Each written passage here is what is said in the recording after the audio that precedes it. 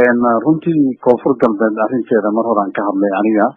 waxyaabaha maanta dhacayna waa ka xunnahay dhowr jeerna waa ka digay inay saan wax u dhici doonaan waa la iska qiyaasayay marka ugu horeysa waxaan u tacsiyeynayaa inta ku dhimatay inta ku dhaawacantayna waxaan leenahay soo kabasho degdegaan idinka rajaynaynaa shacabka ku nool koonfur galbeed khaasatan magaalada Baydhabo waxaan kula dardaarmaynaa inay isdejiyaan oo dagaal kale iyo waxaani hore aanan u socon waa la ogyahay magaaladu way go'doonsan tahay oo maanta annaga waxaan joognaa magaalada Muqdisho oo 240 kilomitir u jirta Baydhabo jidka uu xiran yahay looma gurman karo oo haddii loo baahdo daawo ha noqotee ama wixii kale oo tasiilaada loo baahdo meel la mariyo ma laha meesha keliya la isticmaalo maanta waa hawada kore oo dadka shacabka diyaarado yar ay soo raacaan meel walbo gobolada marka runtii waxaan ugu baaqaynaa culmaa-udiinka iyo odayaasha dhaqanka ee kasoo jeeda South West State xoog inay saaraan in dagaalka uu halkaasi ku hakado wixii qalad oo dhacay oo ku saabsanaa qabashada Mukhtaar Robow tafaasiisheeda iyo waa raadin doonaa cidda qaladkaas iska lahaydna oo lagula xisaabtami lahaa waa la ogaanayaa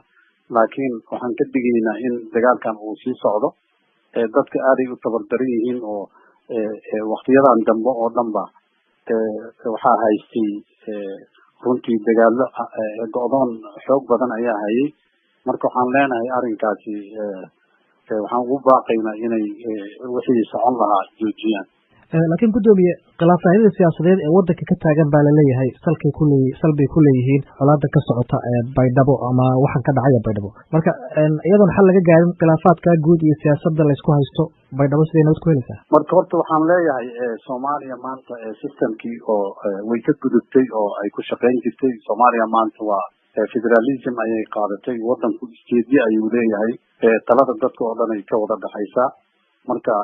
dhammaan dadka ay qusayso talooyinkaasi ama ha aadan isteedyada ama dawladda federaalka waxaan kula talinaynaa inay iska daayaan khilaafyada siyaasadeed waxayna abuurayaan waxyaabo noocan hadda u dhacay iyo wax lamid ah wadankana wuxuu sii aadaya meel kale u aadaya oo hadda mar hore laga soo tagay marka arrinkaasi waa ka dardaarmaynaa in runtii Soomaaliya si degdeg ah way heshiin kartaa si degdegna way isu dagaali karaan marka in arrinkaasi mar walba laga digtoonaado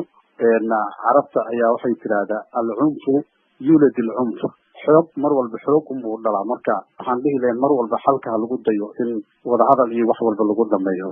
gudoomiye khilaaf baa taagan mooshin ku saabsan madaxweynihii laga keenay baarlamaankii wuu kala qaybsan yahay muran xoogan baa wadankii ka taagan dardaarankaaga iyo nabadan aad ku baaqaysaa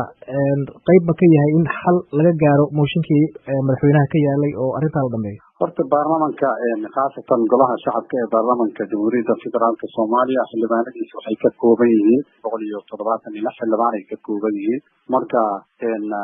waxay la tahay dhammaantoodna dad hadda raba inay wax hagaajiyaan maaha dad inay wax qasaan maaha marka wixii xal u baahan oo la xallin kara waxay la tahay guud ahaan way ka siman yihiin inay xalliyaan baarlamanka uu xalliyo marka marna uma arkayo arrin shaqo ah in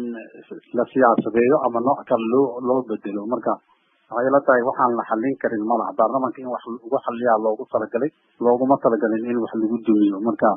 mar walba xal baa la raadin doonaa adiga iyo madaxweynaha iyo ra'iisul wasaaraha ma iska aragteen arrintan horta baarlamanka wuu ka madax banaan yahay madaxweynaha iyo ra'iisul wasaaraha labadoodba wuu ka madax banaan yahay baarlamanka dee waa hay'ad ka madax banaan waa hay'adii dhashay labadoodaba marka shaqadiisna wuu u madax banaan yahay uma baahna marka is aragtiyo inta la fariisto wax laga yiraahdo baarlamanka waxaa ka taliya 270 xildhibaan oo meesha fadhida ayaa go'aan gaaraysa guddoonka xitaa ma aha marka ayagaa ka doodayay go'aanna ka gaaraya marka laakiin guud ahaan waxaan ku xaqiijinayaa baarlamanku wuxuu u taagan yahay inuu wax xalliyo uma taagna inuu wax burburiyo